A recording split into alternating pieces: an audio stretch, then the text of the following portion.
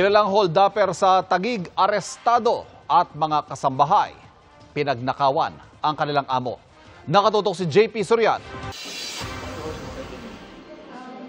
Babae, natangayan ng cellphone habang nasa jeep sa barangay Fort Bonifacio sa Taguig. Pagkakuha ng biktima ng cellphone mula sa bag, hinablot ito ng isang lalaki at tumakas. Naaresto kalauna ng sospek na nakuha na ng baril at mga bala.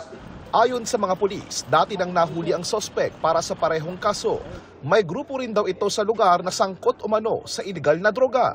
Sasampahan ng kaso ang sospek na nagsisisi na raw sa nagawa.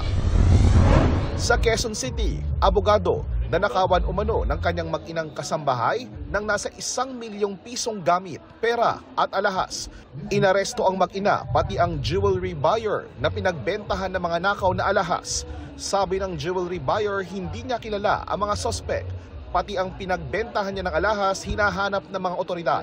Sasampahan ng reklamo ang mga kasambahay na aminado sa nagawa. Para sa GMA Integrated News, JP Soriano, nakatutok 24 oras.